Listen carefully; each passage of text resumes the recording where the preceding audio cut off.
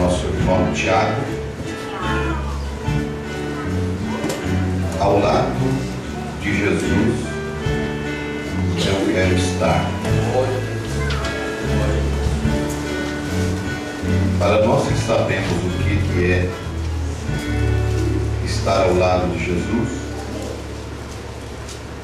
é muito difícil se colocar ao lado de Jesus. Nos nossos dias, a expressão estar ao lado, como eu digo para você, eu estou do teu lado. Estar ao lado não é estar sentado do lado, mas é estar ao lado, é estar junto, é compartilhar, é acompanhar, é seguir as mesmas pegadas. Estou do teu lado, é defender. E é muito difícil, como foi difícil ficar ao lado de Jesus quando ele esteve aqui. Hoje também é muito difícil. Mas há um povo que está ao lado de Jesus, verdadeiramente ao seu lado. E estar ao lado de Jesus é estar ao lado da palavra, porque Ele é a palavra. E se você ficar ao lado da palavra, você sabe que você vai sofrer junto com ela. Você vai ser maltratado junto com ela, você vai ser injuriado junto com ela. E você está disposto a sofrer com Jesus? Está disposto a pagar o preço para andar ao lado de Jesus? Uma vez disseram: mestre, aonde o senhor for, nós iremos. E ele disse: bom, as aves dos céus têm os seus ninhos, as raposas têm os seus covis, mas o Filho do Homem não tem onde reclinar a cabeça. E vocês querem me seguir, mas, em outras palavras, eu estou dizendo que é muito difícil. E quem quiser vir após mim, tome a sua cruz e siga. Não é uma lancheira com bolacha recheada e chocolate. Não, tome a sua cruz e siga. Não é um piquenique. Correto? Bom, dávamos uma mensagem, né? Mas vamos ler a palavra. Tiago capítulo 4, e vamos ao assunto desta noite, que eu preguei no Ermo, na cidade do Ermo, na terça-feira.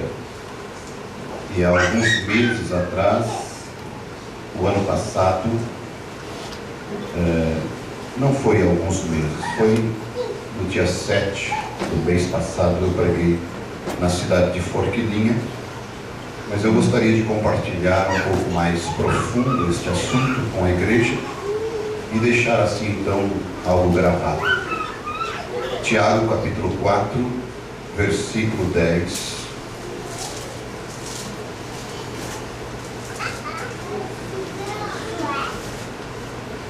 Humilhai-vos perante o Senhor, e Ele vos exaltará. Irmãos, não faleis mal uns dos outros. Quem fala mal de um irmão e julga a seu irmão, fala mal da lei e julga a lei. E se tu julgas a lei, já não és observador da lei, mas juiz. Há um só legislador que pode salvar e destruir. Tu, porém, quem és que julgas a outro? Vamos então ter uma palavra de oração, vamos curvar nossa cabeça. Sabemos que viemos deste pó e com certeza, se não alcançarmos o rapto, estaremos voltando para Ele. Então ore ao Senhor, sabendo que Ele está aqui, porque Ele prometeu estar. e Ele cumpre sua palavra. Meu Pai, em nome de Jesus, se aproximamos da Tua presença e sabemos que com toda a reverência e humildade,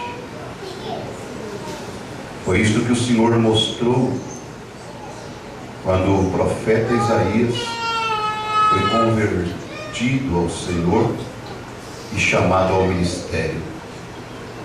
Asas cobrindo seus rostos tinham aqueles querubins, e asas cobrindo seus pés. O Senhor estava dizendo para ele ter reverência e também ser humilde. Então, Pai, se isto o Senhor mostrou para ele, o Senhor requereu dele, o Senhor sempre vai requerer de nós humildade, porque o Senhor não faz acepção de pessoas. E Pai, então nos ajuda a sermos humildes no nosso espírito, porque sabemos quando somos humildes no espírito, isto refletirá na nossa vida, no nosso cotidiano, e dá-nos inspiração e unção para transmitir o Teu recado através do Espírito Santo, em nome de Jesus Cristo. Amém. Podemos sentar.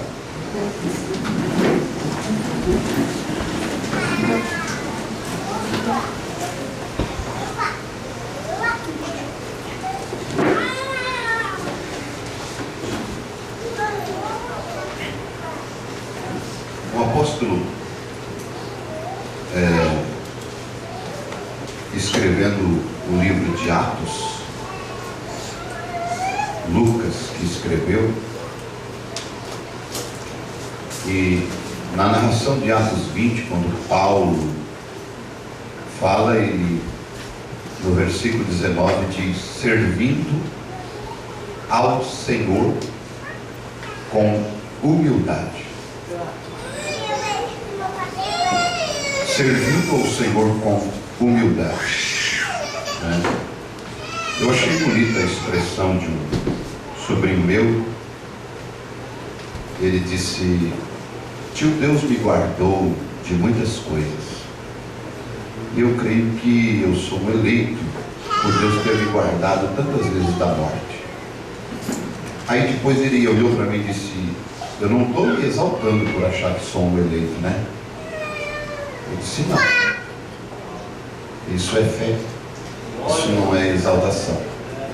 Eu pensei, então, isso é desejar servir ao Senhor com humildade, até em pensar que é um eleito, achar que está se exaltando, né? Então, servir ao Senhor com humildade.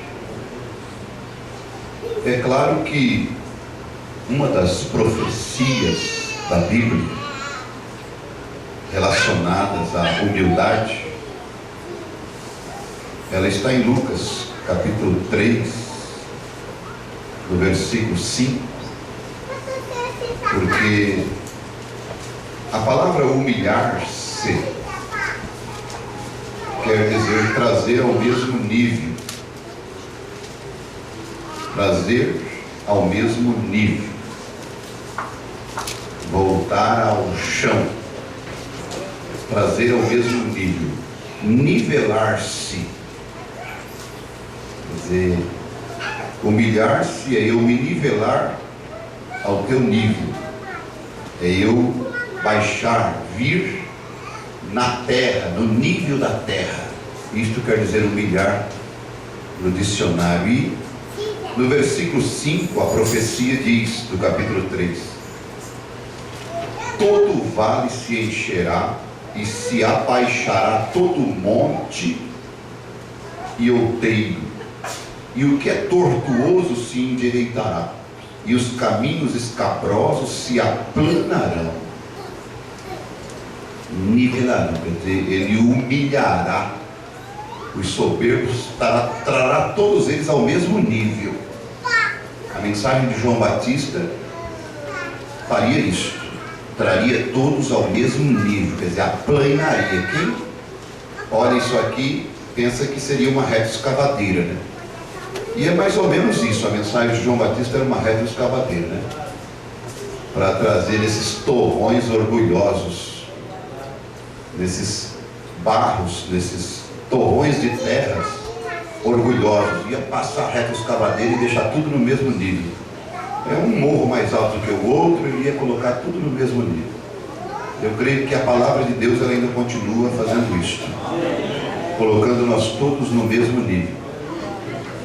É isso que o Espírito Santo faz, não é? Colocar nós todos no mesmo nível. Vê? Isto é o que o Espírito Santo faz. Agora, as profecias bíblicas relacionadas ao orgulho, à soberba, aos olhos altivos, como Provérbios 21:4 diz: os olhos altivos, o coração orgulhoso e a lavoura dos ímpios é pecado. Quer dizer, o orgulho é um pecado que é uma semente. E vocês sabem que o orgulho, a soberba, ela produz muitos males. Ela produz uma destruição na vida da pessoa. Sempre o empinado, né? Aquele que não se humilha, como o junco é fácil de lidar com ele na tempestade, não é? A tempestade passa, ele deita lá no chão. Passou a tempestade, ele levanta de novo. Difícil é o carvalho.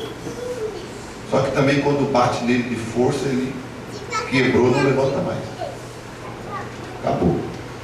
Se chega a quebrar o carvalho, não tem mais como consertar. Agora o junquinho não, ele é maleável. Ele cede. É uma característica da ovelha, né? Cede os direitos. Não é assim? Porque, se você observar Provérbios 16, versos 18 e 19, a soberba precede a ruína. Aquele indivíduo que não tem como se dobrar, não tem como se humilhar. Em outras palavras, vocês vão ver que Deus teve que derrubar Saulo, jogar ele no chão. Orgulhoso, altivo, soberbo. Quem pregava para Saulo? Quem tinha coragem de entregar um folheto para ele? Quem tinha condições de ir na casa de Saulo se todo mundo estava correndo dele? Mas Deus chegou e só encostou um pouquinho do dedo dele e jogou ele no chão. Acabou a imponência, acabou o orgulho. Agora ele estava no pó, de onde ele veio, no chão. E aí Deus pôde tratar com ele. Agora a soberba precede a ruína, e a altivez do espírito precede a queda. Vocês vão ver que isso está no espírito do homem, porque no espírito há os 5 sentidos, que um deles é a razão, e a razão ela é irmã da soberba. A razão é prima, irmã deve ser da soberba, do orgulho, e isto é muito mal. Melhor é ser humilde de espírito com os mansos, do que repartir o despojo com os soberbos. Agora, repartir o despojo com os soberbos, para você entender isso, você vai ter que entender a linguagem bíblica. O que é despojo? Despojo é quando se vai a uma guerra e se ganha uma batalha, e o que o inimigo tem de bom, você pega para você. Aquilo ali é o despojo, né? Você foi, venceu o inimigo, e você fica com o que você dominou. Agora, é melhor ser humilde de espírito com os mansos do que ir numa guerra, ganhar a guerra e repartir ali, né? Eu ganhei, eu venci, né? Repartir o despojo daquela vitória com os soberbos, com os orgulhosos. Você repartiria os despojos daquela vitória que Josué teve em Jericó com Acã?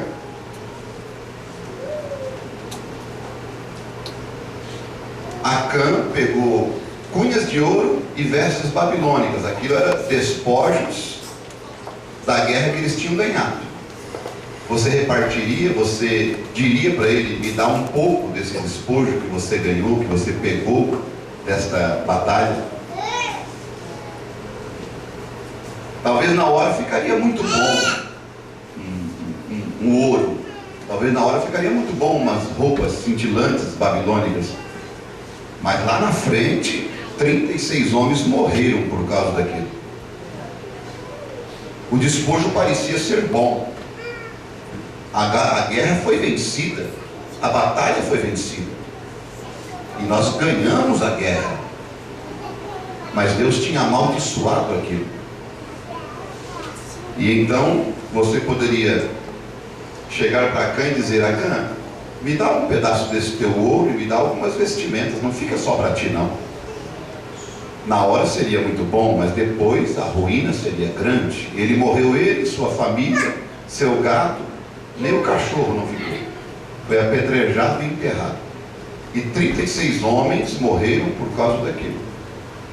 Então, melhor é ser humilde de espírito com os mansos do que repartir o despojo com os soberbos.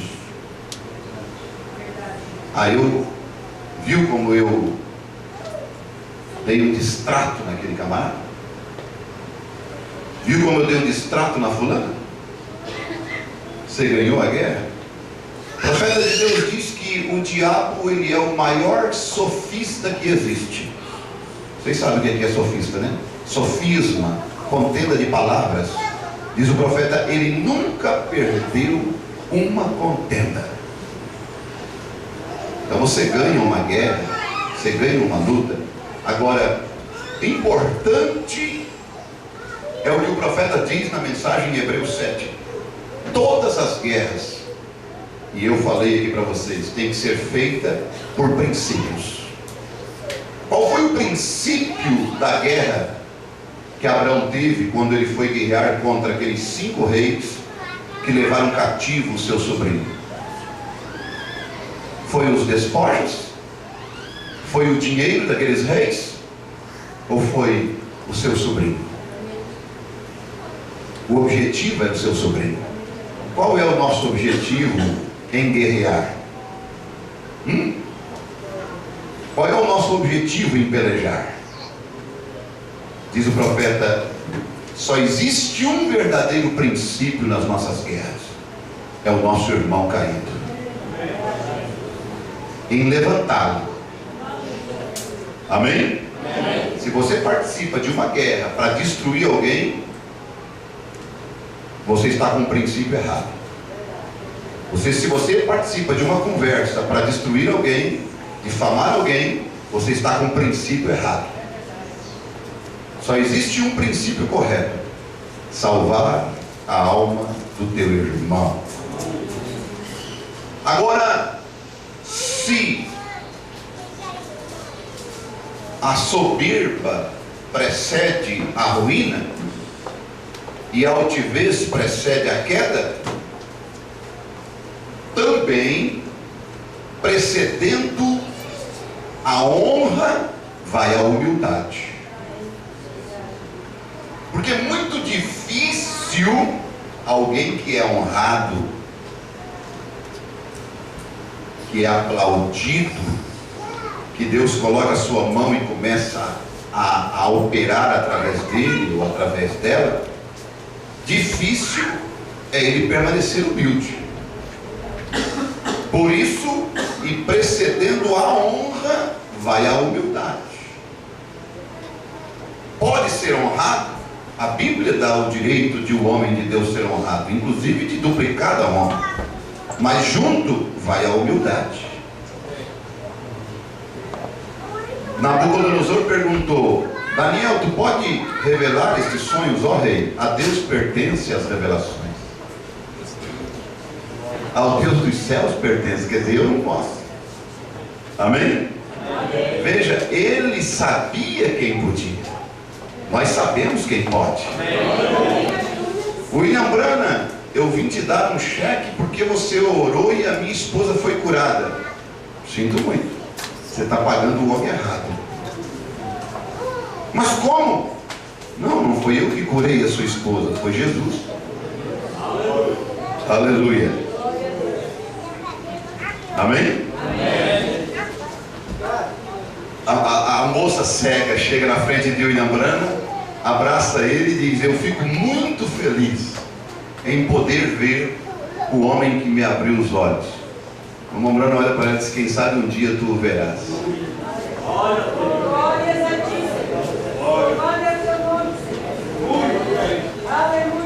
Aleluia.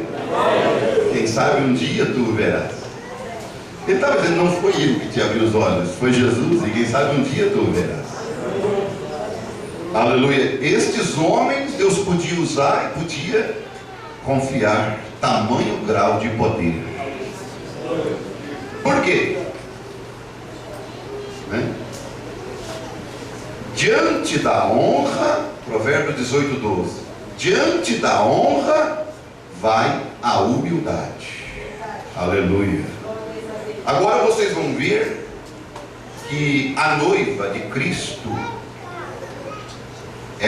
a ela foi designado, foi dado, foi confiado um poder sobrenatural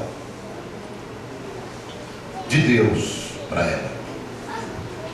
Um poder não para ganhar dinheiro, um poder não para fazer nome, um poder não para criar impérios, mas um poder para ganhar almas, um poder para curar enfermos, um poder para libertar cativos.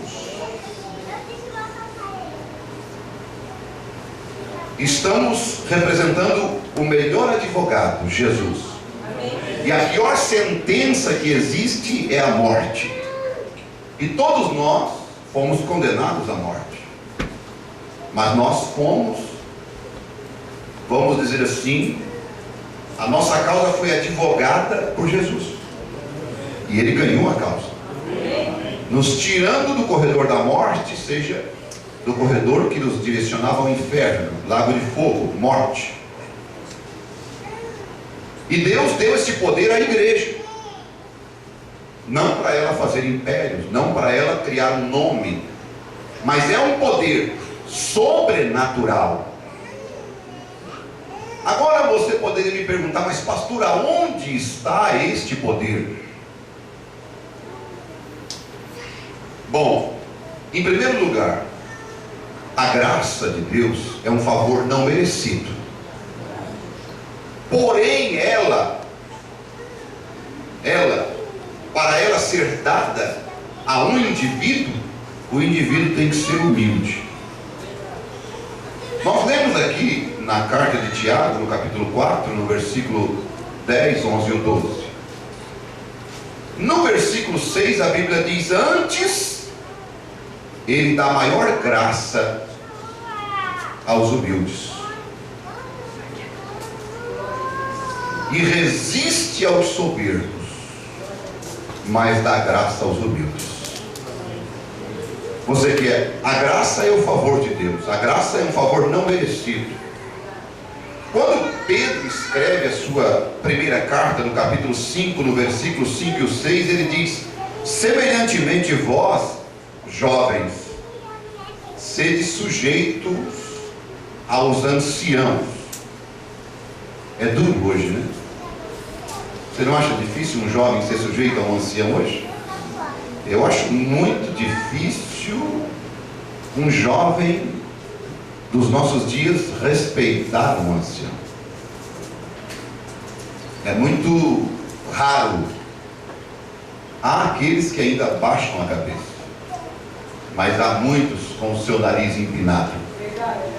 Há muitos ainda que ainda merecem ganhar uns tapas nos beiços. falei alguma coisa. Pelo menos era a maneira que a minha mãe agia e meu pai agia. E se houvesse muito agir disso, ia aparecer muito beiço inchado na igreja. Mas também ia aparecer muito jovem mais humilhado, mais respeitador.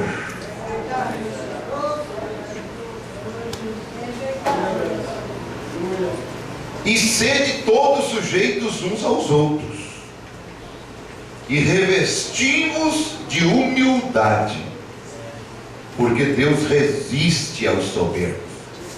Agora eu estou dando um segredo para a igreja. Se você quiser saber o porquê que Deus não te ouve, dá uma examinadinha no teu coração, vê se não tem um pouquinho de soberba aí. Deus não aceita, Deus resiste o soberbo, mas dá graça aos humildes. Bom, eu creio que vocês leem a Bíblia e vocês vão lembrar de Jesus dizendo: havia um fariseu que chegou diante de Jesus, diante de Deus, e disse: Senhor, eu oro e jejuo 2 vezes por semana, dou dízimo, esmola, ajudo os pobres, faço isso e aquilo. Não sou que nem este publicano pecador. Lembra disso? Aí o publicano pecador disse: Senhor, tem misericórdia de mim, eu não sou nem digno de estar aqui, mas tem compaixão de mim. Jesus disse: qual dos dois saiu justificado? Digo a vós, o publicano e o pecador saiu justificado. Deus dá graça aos humildes? Deus ouve os humildes? Deus resiste o soberbo? Então chega diante de Deus diferente. Agora, mas eu chego, pastor, diante de Deus diferente. Não. A maneira que você chega diante do teu irmão, diante da tua irmã, diante do ancião, diante de alguém, diante de um ministro, é a maneira que tu chega diante de Deus. Não tem como você, não existe como você separar a minha esposa de mim. Não há como separar a noiva de Cristo de Jesus. É carne da carne dele. Bom, você quer Bíblia? Eu vou te dar.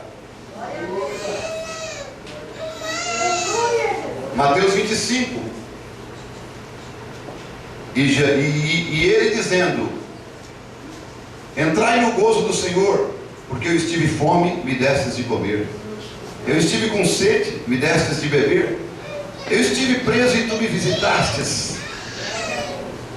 Senhor, quando te vimos com fome, te demos de comer? Quando te vimos com sede e te demos de beber? Quando te vimos preso e fomos te visitar? Quando te vimos nu e te vestimos? Quando fizestes a um desses meus pequeninos? Para quem ele apontou? Foi para a noiva. A mim o fizeste. É orgulhoso para o Filho de Deus, você está sendo orgulhoso para Deus. É soberbo para um filho de Deus, você é soberbo para Deus. Quer mais Bíblia? 1 João 4:20.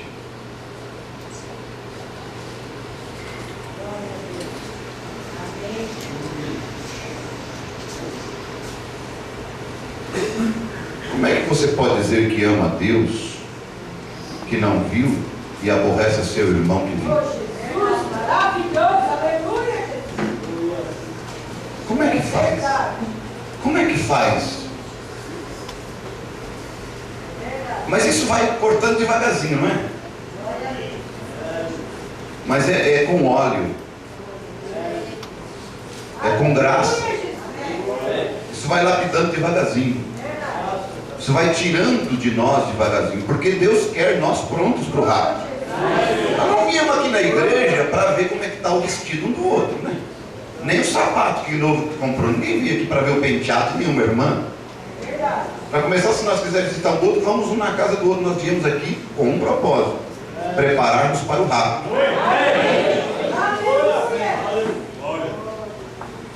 Correto? Esse poder está aí dentro de você. Vamos mais um pouquinho para as Escrituras e vamos ver de onde saiu esta natureza orgulhosa. Vamos ver? Essa natureza satânica, essa natureza diabólica. E vamos ver um pouquinho em Ezequiel 28.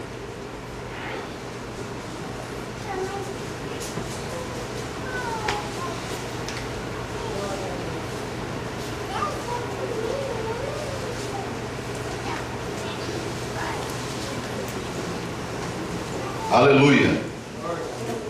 Glória a Deus. Ezequiel 28 é uma profecia ao rei de Tiro, que não é o rei de Tiro, mas é uma profecia alegoricamente a um homem, e esta profecia está designada a Lúcifer, Satanás, que estava sendo representada no rei de Tiro. 28. Veio a minha palavra do Senhor dizendo: filho do homem, dize ao príncipe de Tiro, assim diz o Senhor Deus, porquanto o teu coração se elevou e disseste: eu sou Deus, sobre a cadeira de Deus me assento, no meio dos mares, e não passas de homem, e não és Deus, ainda que estimas o teu coração como se fora o coração de Deus. Eis que tu és mais sábio que Daniel, e não há segredo algum que se possa esconder de ti. Verso 8: eles te farão descer a cova, e morrerás da morte dos transpassados no meio dos mares. Acaso dirás ainda diante daquele que te matar: eu sou Deus? Mas tu és homem e não Deus, na mão do que te transpassa. Vocês sabem que Lúcifer, versículo 11: veio a minha palavra do Senhor dizendo: filho do homem, levanta uma lamentação sobre o rei de Tiro, e diz-lhe: assim diz o Senhor Deus, tu eras o selo da medida, cheio de sabedoria e perfeito em formosuras. Estivestes no Éden, jardim de Deus, de toda pedra preciosa era a tua cobertura, sardônica, topázio, diamante, turquesa, onix, jaspe, safira, carbunclo, esmeralda e ouro, e em ti se faziam os teus tambores, e os teus pífanos no dia em que tu fostes criados foram preparados. Tu eras querubim ungido. Ué, era um homem ou era um querubim? Ungido para cobrir, e te estabelecido o monte santo de Deus estavas no meio das pedras afogueadas. Perfeito eras nos teus caminhos, desde o dia em que se fosses criados até que se achou iniquidade em ti. Está certo? Ele diz: eu sou Deus. Este é Lúcifer, querubim, correto? E vocês vão ver que na categoria dos querubins, nós vemos em Apocalipse 4, versículo 7, um semelhante ao rosto de leão, um semelhante ao rosto de boi, o outro semelhante ao rosto de...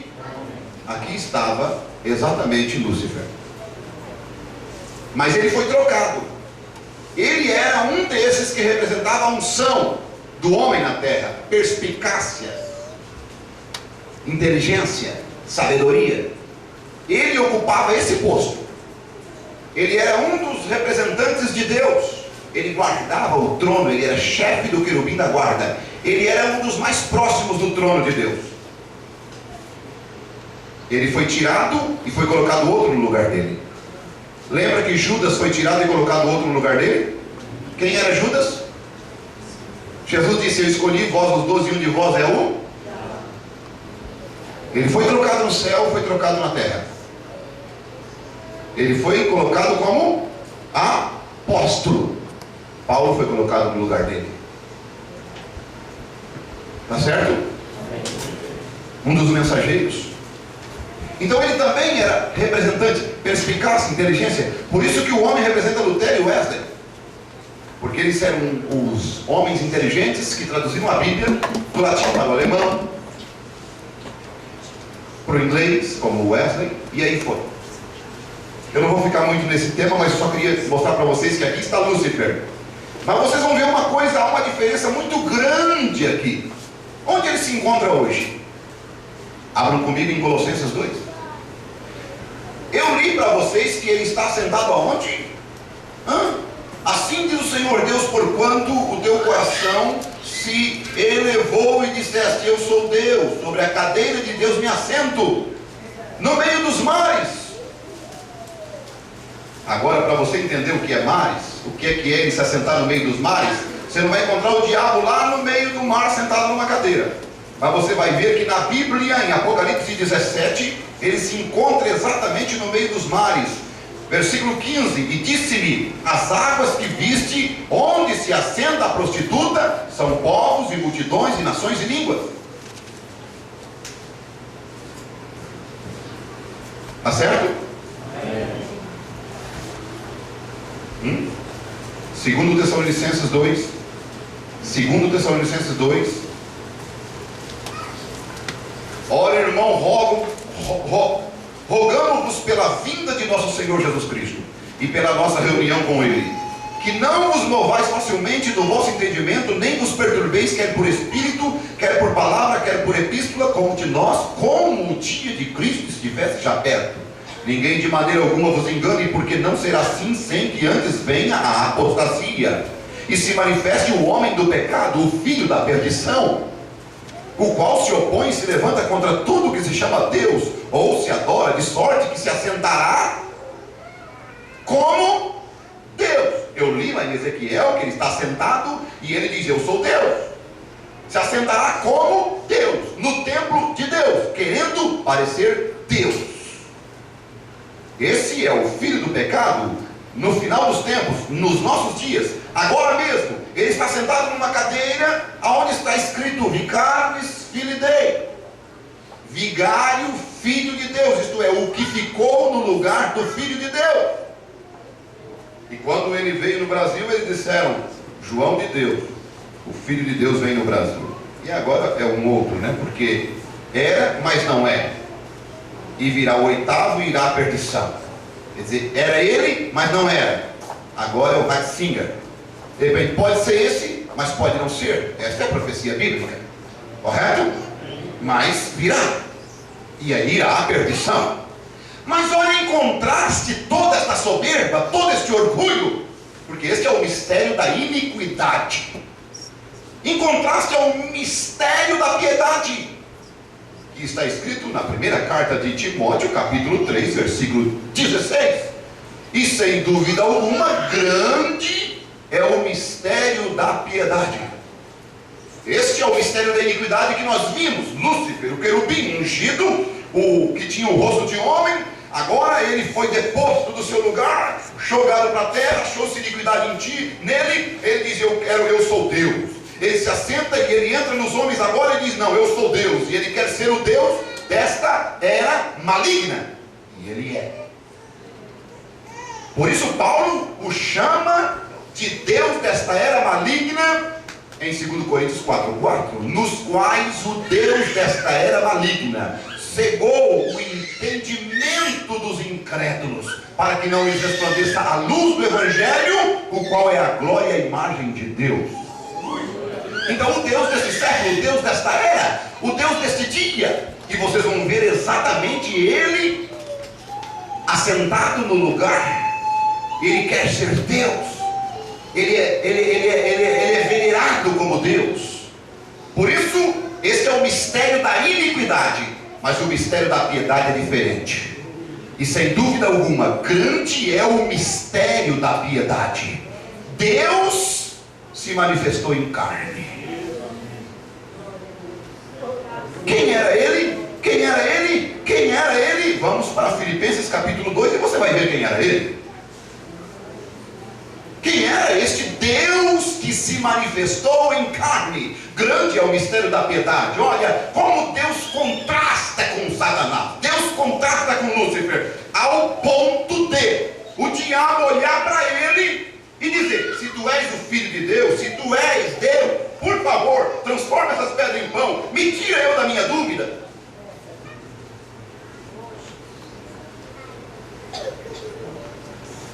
Então nós vemos no versículo 5: de sorte que haja em vós, estou lendo Filipenses 2, o mesmo sentimento que houve também em Cristo Jesus, que sendo em forma de Deus, não teve por usurpação ser igual a Deus, mas esvaziou-se. Essa palavra no grego é kenos. Mas esvaziou-se a si mesmo, tomando a forma. Esta palavra, tomando a forma, é imorfe. Mudou de máscara, tomando a forma de servo, fazendo-se semelhante aos homens. O diabo queria ser Deus. Deus se torna homem. Aí você vai ver onde é que estava a natureza de Lúcifer. Onde é que está nas pessoas? Hã? Agora olha a grandeza de Deus. Vai se procurar Deus nos dias de Herodes. Onde é que ele está? Aonde que ele está? Se vai procurar no hospital santo, não sei das quantas, vai se procurar no hospital 5, 10 estrelas, não acha. Mas lá está ele, na estrebaria, num coxo de capim. Não estava na casa de Herodes, não estava no palácio de Pilatos, mas estava na estrebaria, num coxo de capim. Olha a natureza divina.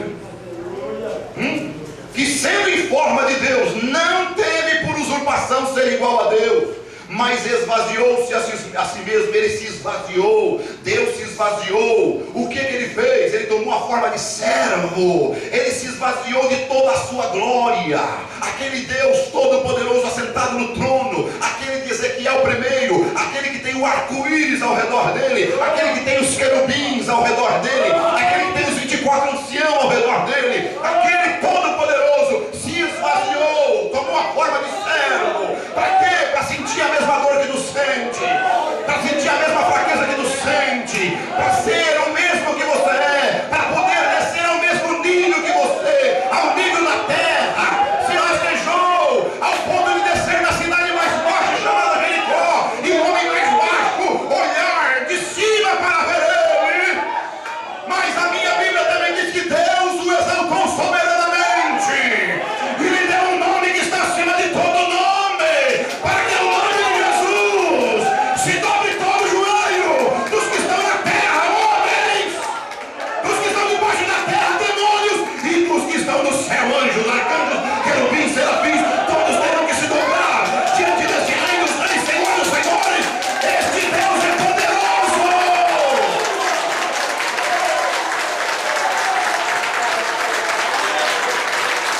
É esse Deus que nos serve.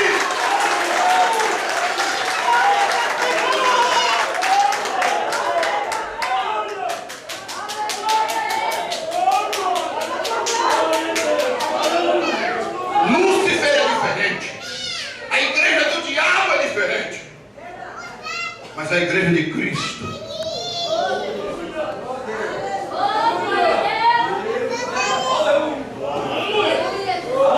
é difícil para um orgulhoso viver a mensagem. É difícil para um rei. E diz a minha Bíblia: e havia um general na Síria chamado Naamã, homem valoroso, e diz a minha Bíblia, porém leproso. Ah, como tem gente valorosa, como tem gente com dons tremendos, como tem gente que realmente são uma dádiva na terra, como tem gente são valorosos, poderia ter feitos tremendos, mas infelizmente são leprosos. Leprosos na língua, leprosos nos olhos, leprosos nas mãos, não se contentam com o que têm, vivem sempre querendo mais. Leprosos nos olhos, leprosos nas línguas, não conseguem ficar sem falar dos outros. São valorosos, homens com talento, mulheres com talento, mas infelizmente leprosos. Precisam estar na presença, sabe de quem? Eu preciso estar na presença de Deus. É claro que tu precisa estar na presença de Deus, mas deixa eu ser como aquela empregadinha da casa de Naamã e dizer para você o que ela disse para Naamã: se você estivesse na frente do nosso profeta Eliseu, que há em Israel, você seria curado. Precisa encontrar uma mensagem profética, precisa encontrar uma mensagem que transforma, que muda. Mas pastor, eu encontrei, eu criei. Talvez a tua fé esteja só aqui, ó. Talvez você ouviu a mensagem como Naamã ouviu, mas o teu orgulho não te deixa você mergulhar. O teu orgulho, porque o teu orgulho, o Naamã foi atingido exatamente num ponto muito forte que ele tinha na vida dele. Mergulha-te 7 vezes no rio Jordão. O quê? Sim, no rio Jordão. Mas eu não posso. Existe o rio Farpar em Damasco. Existem rios de águas cristalinas em Damasco. Eu mergulhar no rio Jordão, um rio daquele. Quando o rio Jordão inicia, ele é um rio de águas cristalinas. Ele vai descendo as ribanceiras, ele vai chegando lá no final dele, ele se torna lamacento, próximo da Síria. Chegando então, ele disse: não, eu vou entrar naquele rio, vou vir mais sujo ainda. É muito difícil para alguém se humilhar, para viver essa mensagem, para andar do jeito que você anda, irmã, tem que ter um pouquinho de humildade. Para não querer andar na moda, para não querer andar no estilo século 21, precisa ter humildade. Para ter nojo destas rainhas de Sete, precisa ter humildade no coração.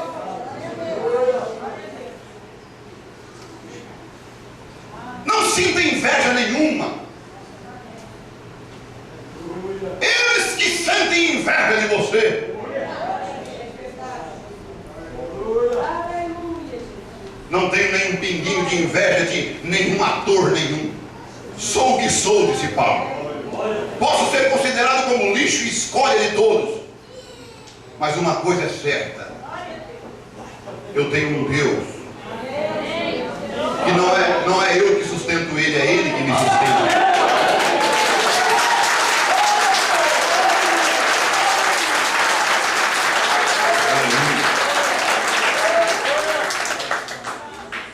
Onde é que está esse poder? Onde é que está esta glória? Onde é que está esta virtude? Onde ela se encontra, ela? Meu Deus, que coisa! 295, Deus escondido e revelado em simplicidade. Quem podia ver? Coloca um pano na cabeça de Jesus, o soldado romano, e diz para ele, e bate na cabeça dele e dizem: profetiza quem te bateu. Difícil olhar para aquele homem com uma coroa de espinho na cabeça, um manto vermelho. Difícil de olhar para ele com uma cruz nas costas e olhar Deus carregando a cruz. Difícil de olhar para ele cruzando a Judéia, cruzando a Galileia, cruzando a Samaria.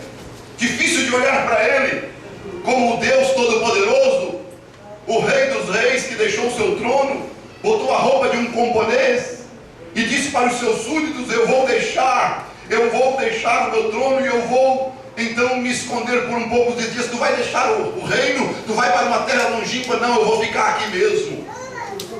Como é que você vai ficar aqui mesmo e não vai ser notado? Eu vou me vestir como um dos meus súditos, porque eu aqui como rei, eu não posso sentir as suas necessidades, eu não posso sentir o que eles sentem. Mas nós sabemos que a minha Bíblia diz que ele foi tentado como eu sou tentado. Ele teve dor de cabeça como eu tenho. Ele teve cansaço como eu tenho. Sim, ele dormiu no barco porque estava cansado. Ele pediu: vamos, vinde, descansemos um pouco. Ele teve fome, ele teve sede, ele pediu de beber. Mas quem podia ver era Deus, o mistério da piedade, manifestado em carne humana. Sentindo, por quê? Porque ele tinha que tomar sobre si as minhas dores, as tuas dores. Ele tinha que cumprir Isaías 53. Ele tomou sobre si as minhas enfermidades, os pecados que estavam sobre ele. É exatamente aquilo que era meu, ele tomou sobre ele. Ele desceu ao meu nível, ele veio, ele se humilhou, ele veio da terra, ele rastejou. Para quê? Para quê? Para quê? Para que era Deus escondido? escondido ali naquele homenzinho. Quem olhava, nem o diabo não percebeu, nem o diabo, às vezes o diabo via que era, mas às vezes o diabo ficava, não, mas não pode ser. Ele deixa se levar muito fácil, eles batem nele, eles enganam ele, olha só, mas às vezes ele diz, não, mas eu acho que é. O diabo não sabia bem direito quem ele era. E diz o profeta, Deus se esconde em uma simples lavadeira. Eu acho isso muito bonito. Eu acho essa expressão tremenda. Eu acho essa expressão fortíssima. Deus se esconde em uma simples lavadeira. Oh, irmão, que coisa tremenda. Ou em um homem comum, com o seu almoço debaixo do seu braço, beijando e se despedindo de sua esposa e filhos, e sai ali e talvez escondendo-se naquele homem para fazer algo a respeito do qual o arcebispo nada saberia. Vê? Você não ouve tocando trombetas e proclamando aquilo. Deus apenas obtém a glória. Isso é tudo. O simples ouve isto e fica feliz.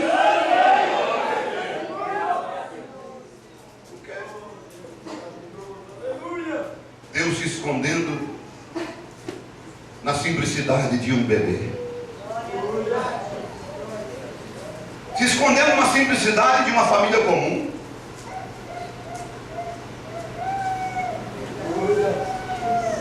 Estrebaria. O super sinal estava ali. Era o super sinal. Como Isaías. E Israel diz, mostra-nos um sinal. E Isaías está na unção de Deus, no capítulo 7. E ele lá no versículo 14, ele diz, e vos será dado um sinal. Uma virgem conceberá e dará luz a um filho. Que grande sinal! Um sinal tremendo, poderoso. Mas quando esse sinal chega, lá está Jeová chorando na estrebaria. O Deus que cria o universo, o Deus que criou todas as coisas, o Deus que descia ali na forma da coluna de fogo e acampava-se com Israel no deserto, o Deus que deu os 10 mandamentos, o Deus que esteve e abriu os céus e mostrou para Isaías o trono dele, a glória dele, o Deus todo-poderoso que tem o seu cetro, ou o Deus que faz tremer o mundo. O Deus agora estava chorando numa estrebaria, como uma criança. Nascido, que coisa, que humildade, que tremenda humildade. Aonde está este poder, pastor? Sim, este poder vai crescendo, crescendo. Com 12 anos, não se registrou. Ele simplesmente tinha a sua sabedoria divina. Ele era a própria sabedoria de Provérbios 8. Ele não era um ensinador, mas ele era a própria sabedoria. Com 12 anos lá se encontra quem? A palavra. Ele mesmo, 12 anos de idade, no templo, como de costume, a palavra sempre está lá, aleluia. E ele então começa, os doutores da lei que estudaram desde os 5 anos de idade, vieram vindo e começaram a interrogá-lo, e ele começou a ensiná-los. Quem? A palavra, o grande Jeová, o mestre dos mestres, aleluia. Glória a Deus. E quando então a mamãe chega, o papai chega, todo preocupado com o filhinho, que tinham perdido ele fazia 2 dias, chegam correndo no templo, porque foi uma festa, e se esqueceram de Jesus. Quanta gente vai à festa e se esquece de Jesus. Mas volta de novo, encontra ele lá no templo, e lá vem a mamãezinha toda apressada, lá vem a mamãezinha toda corrida, toda cheia de afeto familiar, e ela olha para Jesus e diz, eu e o teu pai te procurávamos e te buscávamos. E ele olha para a mamãe e diz assim, mulher, tu não vês que eu estou nos negócios de meu pai?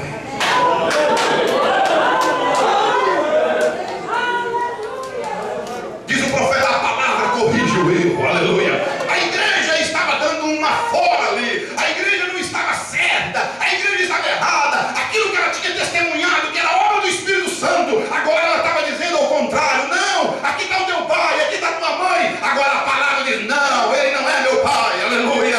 Eu estou nos negócios de meu pai, aleluia.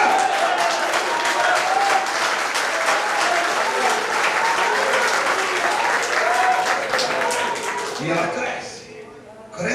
cresce a palavra. E aquela túnica ia crescendo junto com ele. E esse poder aonde está, pastor? Onde está este poder? Você gostaria de tê-lo?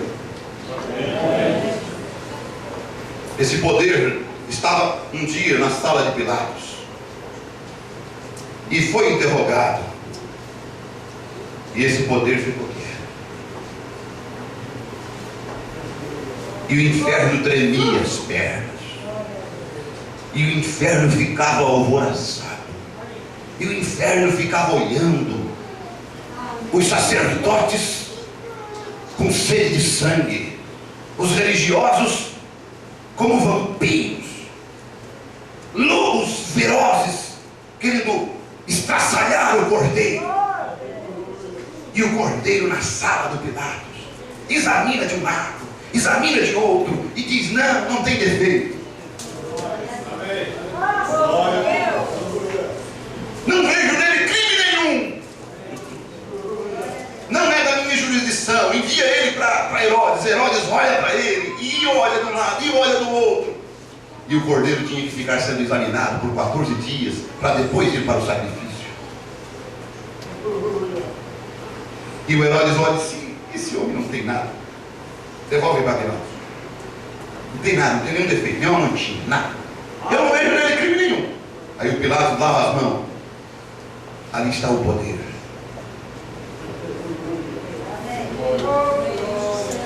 Aleluia! Eles batem na cara dele. Ele diz alguma coisa, eles batem na cara. Ele disse: o que eu fiz? Se falei bem, por que me fez?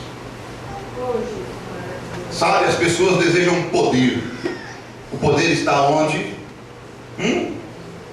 E realmente não sabem o que é poder.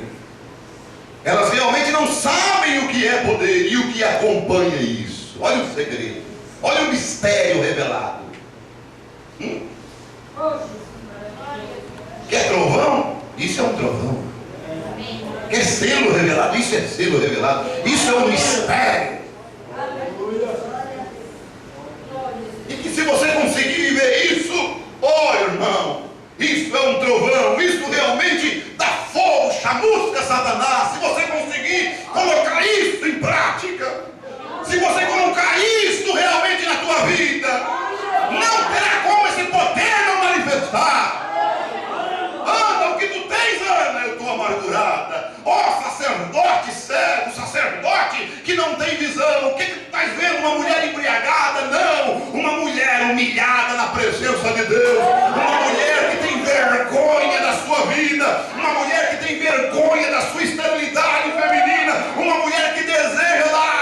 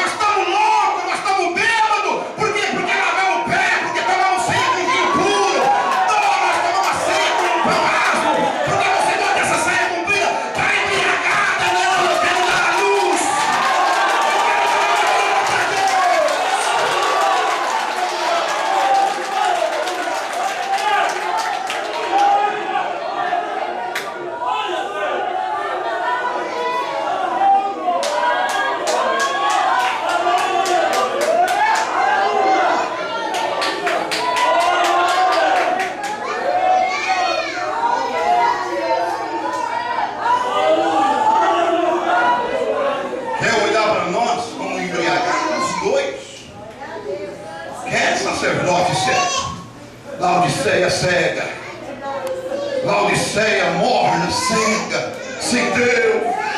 Quer olhar para nós como que não, nós estamos humilhados, nós estamos aqui na presença de Deus, nós queremos é ser como Ele, queremos ter alguma coisa para poder apresentar ao Senhor, e nós não nos conformamos com a nossa situação. Não nos conformeis com este mundo perverso, mas renovai-nos. Não, a noiva não se conforma. Os conformados são laodiceanos. Os conformados estão em casa. Os conformados já estão bem. Os conformados já estão mortos. Os conformados estão parados. Mas a noiva não se conforma. Ela pode ser velha, mas ela não se conforma. Ela não aceita a sua esterilidade. Ela não aceita a sua fraqueza. Ela não aceita ficar em casa. Ela não aceita perder. Ela para ver.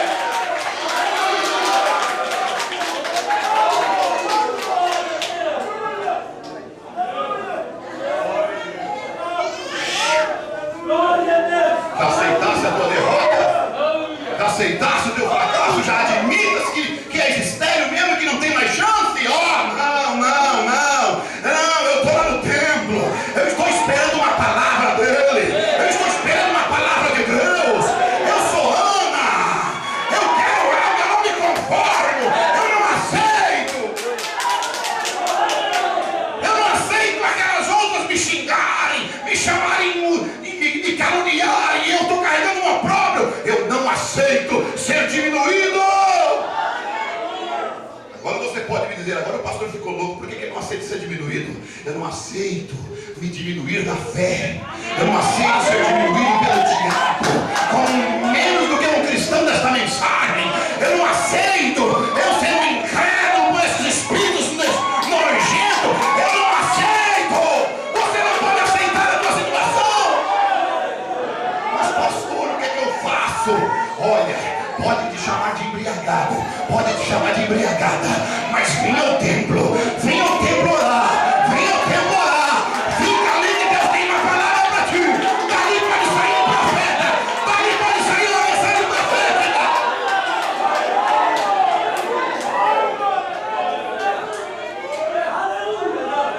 Eu penso que você não é nem um tonto, né? Você sabe o que eu estou pregando, se você conhece pelo menos um pouco. A Bíblia é sagrada. Você sabe que eu estou falando de Ana. Você sabe que eu estou falando do profeta Samuel, que saiu das entranhas dela. Você sabe que eu estou falando daquela era cega de Eli, que estava acabando, e Deus estava dando um profeta para aquela era. Oh, irmão.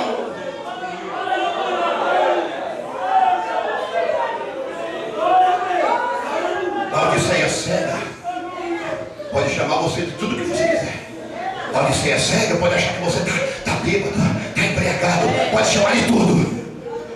Mas você não está.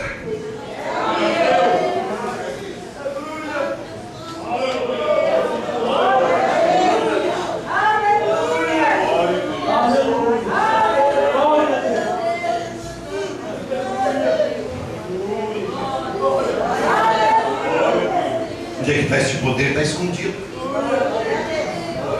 Está escondido aonde? Sim, escondido. Deus se esconde numa lavadeira de roupa. Onde é que está esse poder? Escondido. Escondido.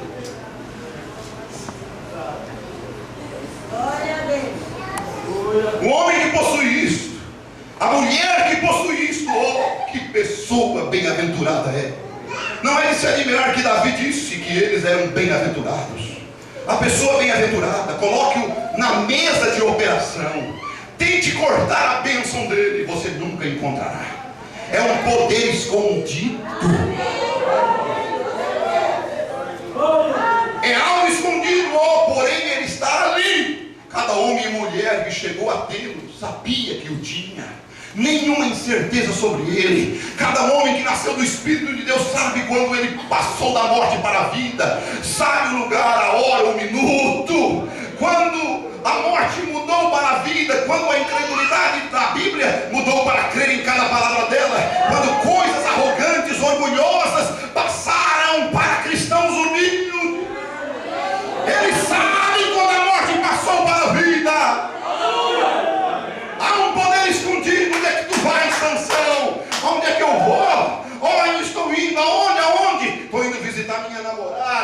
Quem era o Sansão? Quem era ele? Sansão, ele era um homem possuído por ele, por Deus. Agora muitas pessoas tentam fazer de Sansão um enorme homem de ombros enormes que vai agarrar os portões da cidade e sai intacto. Isso não é nenhum grande mistério para mim, ver um homem fazer isto com ombros desse tamanho. Sansão não era um grande homem. Toda a escritura declara o ser um nanico, um pequeno homem, e ele era abençoado porque ele nasceu dessa maneira. Essa é a maneira que você se torna abençoado, é quando você nasce dessa maneira. Não quando algum sacerdote o abençoa, ou algum pregador o batiza, porém quando Deus, pelo Espírito Santo, dá novo nascimento, então você nasce um filho de Deus. Sansão tinha em si, e não era Sansão, era o poder escondido dentro dele. Não era um pé de coelho, uma palavra mágica, não era nada disto. Era Deus. Lá vai Sansão, daniquinho, lá vai Sansão, linguadinho, lá vai Sansão com 7 tranças, cabelãozão. Lá vai indo ele, quem olhava, um simplesmente efeminado. Lá vai ele, um marica, olha só, mas lá vai ele. E então de repente se a rodeia dele, mas se é um fracote, por que vem 1000? Porque a fama de Sansão era muito grande, e o diabo conhecia, o diabo sabia, Satanás conhecia o poder que tinha dentro daquele homem. Mas ele também estava descansado. Ele não andava com uma escolta, ele não andava com nada disso, ele não andava com uma metralhadora, ele não era nenhum Schwarzenegger, não. Ele era simplesmente um homenzinho. Ele simplesmente ia visitar a sua namorada, mas Satanás sabia que ele não mandou 1, 2, 3 soldados, ele mandou 1000. Para quê? Para rodear Sansão. O diabo conhece, sabe muito bem quem é você e quem é eu, quem é essa noiva no último dia.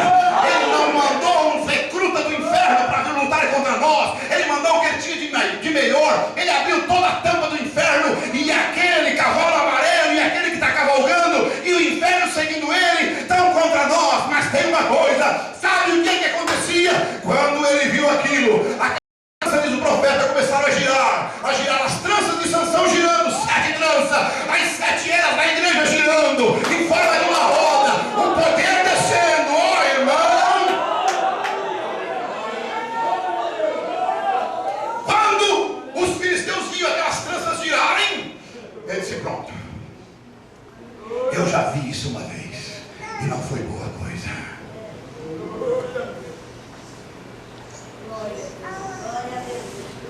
E ele olhou, não tinha uma pedra, não tinha um pau, não tinha uma lança, não tinha um escudo, mas tinha um jumento que estava já seco.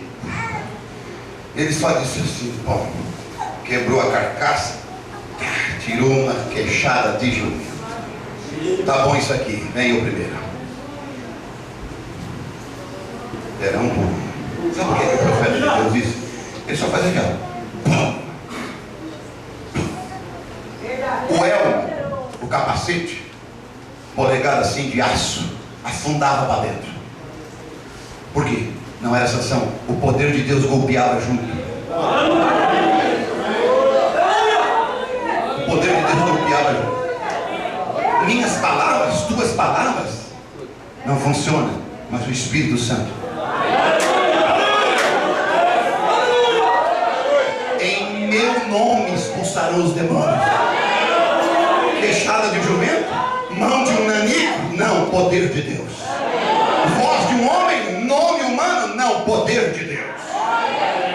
Mensagem, essa palavra, a letra, é as mensagens do Brana. A mensagem do Brana tem poder para botar saia nas irmãs. A mensagem do Brana tem poder para parar de cortar o cabelo. A mensagem do Brana, não, é o poder de Deus.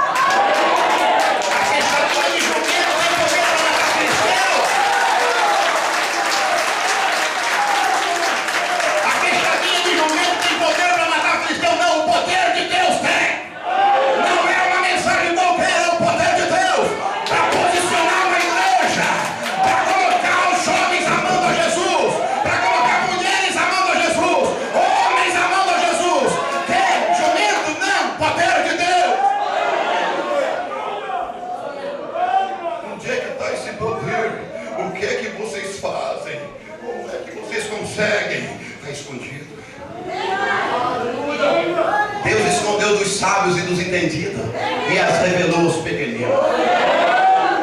Quer um gole desta água? Ah, desce ao Jordão. Não, Jordão não. Então tu vai continuar leproso. Quer, esquece. Nem diz o manezinho lá da ilha. Não quer, diz. Se coloque de pé.